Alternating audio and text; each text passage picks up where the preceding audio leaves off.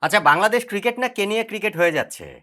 তাহলে সেই দলটাই যে অস্ট্রেলিয়ার মাটিতে অস্ট্রেলিয়ার বিপক্ষে টেস্ট সিরিজটা জিতলো তাতে কেমন লাগছে? আচ্ছা, বাংলাদেশ ক্রিকেটটা না ধ্বংস হয়ে যাচ্ছে। সেই ধ্বংস হওয়া বাংলাদেশ ক্রিকেট দল যখন এরকম একটা অবিস্মরণীয় অর্জনে পুরো দেশটাকে রাঙিয়ে দেয়, তখন কেমন লাগছে?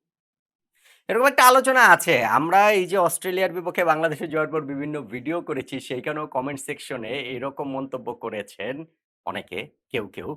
সেই কেউর মধ্যে আবার ২ টা ভাগ রয়েছে।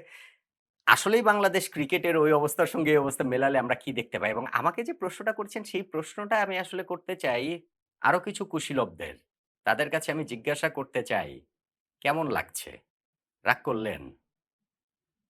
ধরেন আমিনুল ইসলাম বুলবুল ভাই, বাংলাদেশ ক্রিকেট বোর্ডের সাবেক প্রেসিডেন্ট। অস্ট্রেলিয়াতেই তো থাকেন তিনি এখন, তাই তো? অন্য কোথাও তো যাওয়ার কোনো কারণ নাই। মানে কথা না আরকি, যা দেখতে পেলাম।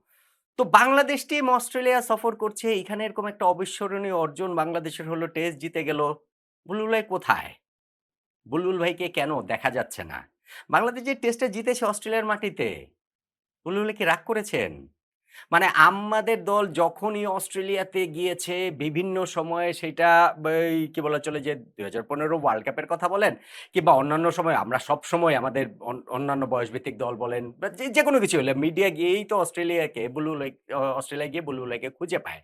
এইবার কি বুলবুল ভাইকে আসলে খুঁজে পাওয়া যাচ্ছে না নাকি? বুলবুল ভাই আসলে কোন জায়গাটাতে রয়েছেন? মানে আমি জানি না। আমি সিরিয়াসলি আমি কি আর ইন্টারনেটের এই বিশাল দুনিয়ার সব তো আর আমি দেখতে পারি না? আমি কোথাও দেখি নাই যে বাংলাদেশ টেস্ট জেতার পরে বুলবুল ভাইয়ের রিঅ্যাকশন। সেই রিঅ্যাকশনটা আসলে একটু আমার দেখতে ইচ্ছে করে যে মাস ৬ আগে তিনি যখন বোর্ড প্রেসিডেন্ট ছিলেন তখন যে আমরা টি-২০ বিশ্বকাপ খেলতে যাইনি এবং স্পষ্টত তো যে বাংলাদেশ ক্রিকেট ধ্বংসের একটা ষড়যন্ত্র হচ্ছিল। একদম ষড়যন্ত্র। এখানে কোনো মাঝামাঝি কিছু নাই এবং সেইটার সঙ্গে ভেরি মাচ ইনভলভড তিনি এবং তারাও ছিলেন। সেই বুলবুল ভাই যখন দেখেন এখন বাংলাদেশ ক্রিকেট অস্ট্রেলিয়ার মাটিতে অস্ট্রেলিয়াকে টেস্টে হারিয়ে দিচ্ছে। কেমন লাগে তার? তার কি ভালো লাগে? ফরমার ক্রিকেটার ছিলেন, ফরমার ক্যাপ্টেন ছিলেন, বাংলাদেশের ১ম টেস্ট সেঞ্চুরিয়ান তিনি, ১ম টেস্টের সেঞ্চুরিয়ান, ১ম ওয়ার্ল্ড কাপ ক্যাপ্টেন। সেই হিসাবে গর্ব হয়? নাকি বোর্ড প্রেসিডেন্ট হিসাবে যা তিনি করতে চেয়েছিলেন, বাংলাদেশ ক্রিকেটকে কেনিয়া বানানোর যে মিশনে ছিলেন, বাংলাদেশ থেকে ক্রিকেট নেই করে দেওয়ার যে মিশনটাতে ছিলেন, সেই মিশনটা যখন সাকসেসফুল হয় না, বাংলাদেশ যখন মাস ৬ এর মধ্যে অস্ট্রেলিয়ার মাটিতে অস্ট্রেলিয়াকে হারিয়ে দেয়, তখন কি বুলবুল ভাই আসলে রাগ করেন কিনা? ফরমার ক্যাপ্টেন ক্রিকেটার বুলবুল ভাই আনন্দিত হন কিনা? নাকি ফরমার বোর্ড প্রেসিডেন্ট হিসেবে বুলবুল ভাই রাগ করেন কিনা? ওইটা আমার একটু জানতে ইচ্ছা করে। ডক্টর আসিফ নজরুল বাংলাদেশেই তো আছেন। ইদানিং আর অত সরব-টরব দেখা যায় না। কিন্তু তারই বা অনুভূতিটা কি? বাংলাদেশ তিনি তো স্পোর্টস এর বিরাট লাভার। স্পোর্টস তো তিনি খুবই পছন্দ করেন।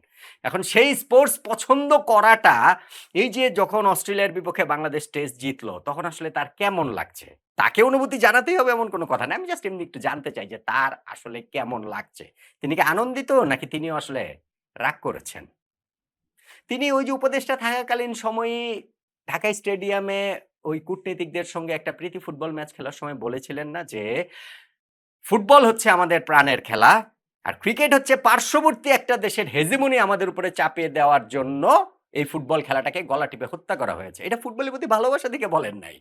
এটা ক্রিকেটের প্রতি বিদ্বেষ থেকে বলেছেন এবং এটা ওই পার্শ্ববর্তী দেশ ভারতের প্রতি বিদ্বেষ থেকে বলেছেন এবং তারা যে ওই যে অন্তর্বর্তীকালীন সরকারে ছিলেন, ওই যে হাওয়া, ওই হাওয়া থেকে বলেছিলেন।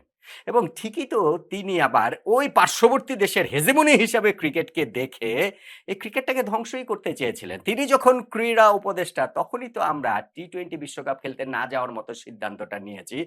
যেই সিদ্ধান্ত নেয়ার পরে ক্রিকেটারদের সঙ্গে আলোচনার পর এসে মিডিয়ার সামনে তিনি বললেন যে, "এটা সরকারের সিদ্ধান্ত, নিরাপত্তার কারণে আমি যাব না।" অথচ আবার যখন জাতীয় নির্বাচন ঘনিয়ে আসছে ২-১ দিন বাকি, তখন আবার তিনি বললেন যে, "কিসের এটা আমাদের সিদ্ধান্ত? এটা তো ক্রিকেটারদের সিদ্ধান্ত, ক্রিকেট বোর্ডের সিদ্ধান্ত।" যদিও আবার পরবর্তীতে কারেকশন করেছেন। কারণ এইটা তো ভাই একটা ডাহা মিথ্যা কথা। আমাদের ক্রিকেটার ২ জন মেন্টাল কোমায় পর্যন্ত চলে গেছে ওয়ার্ল্ড কাপ খেলতে না পেরে। সো ডক্টর আসিফ নজরুল তো ওইসব কথা বললেই হবে না। এখন যখন এই অস্ট্রেলিয়ার বিপক্ষে বাংলাদেশ টেস্ট ম্যাচ জিতেছে, অস্ট্রেলিয়ার মাটিতে জিতেছে, স্পোর্টস লাভার হিসাবে তো তার খুবই আনন্দিত হওয়ার কথা। নাকি তিনি ক্রীড়া উপদেষ্টা হিসাবে যেসব হাওয়াই ম্যান্ডেট নিয়ে ওই ম্যান্ডেট যদি বলেন আরকি, তিনি যে মিশনটাতে ছিলেন আমাদের ক্রিকেটটাকে শেষ করে দেয়ার বাংলাদেশ ক্রিকেটকে কেনিয়া করে দেওয়ার। সেটা যখন হচ্ছে না, যখন বাংলাদেশ ক্রিকেট এই মাস ৬ এর মধ্যেই ঘুরে দাঁড়িয়ে অস্ট্রেলিয়া মাটিতে অস্ট্রেলিয়াকে টেস্টে হারিয়ে দেয়, তখন কি তিনিও রাগ করেন কিনা? আমাদের সেই ক্রিকেট বোর্ডের আরো যারা হচ্ছে গিয়ে হর্তাকর্তা যারা ছিলেন, ওই যে গায়ক আসিফ আকবর কোথায় তিনি? গায়ক আসিফ আকবরের কি হম্বি-টম্বি কি মাঝে, মাঝে দেখি কিছুদিন পর দেখি এখানে সেখানে উল্টাপাল্টা কথা বলে একটু আলোচনায় থাকার চেষ্টা। তিনি নিজে গায়ক কিন্তু গত ১০-১৫ বছরে তার কোনো গান কি আসলে আছে যেই গানটা আসলে মানে হিট হয়েছে? যেই গান দিয়ে মানুষ তাকে চিনে? সেইটা না করে এই যে ক্রিকেট বোর্ডের পরিচালক হিসেবে এসে অল্প কিছু সময়ের মধ্যে তিনি যে মিশনটাতে নিয়েছিলেন সেগুলো উল্টাপাল্টা নানান কথাবার্তা বলে নানান রকম গ্যাঞ্জাম-ট্যাঞ্জাম পাকিয়ে যে একটু শিরোনামে ছিলেন। ইদানিং তো আর দেখছি-টেকছি না। সো আমরা যখন অস্ট্রেলিয়ার বিপক্ষে এখন টেস্টটা জিতলাম, কেমন লাগছে তার? কোথায় আছেন তিনি? ওই অনুভূতিটাও মানে ওই খুশি হয়েছেন? নাকি হচ্ছে কি তিনি না বিরাট সংগঠক নাকি ছিলেন, বিরাট নাকি খেলোয়াড় ছিলেন। সো ওইগুলোর সত্তার কথা মনে করে কি খুশি হয়েছেন? নাকি আসলে রাগ করেছেন? আচ্ছা আমাদের নাজমুল আবেদীন ফাহিম ভাই কোথায়?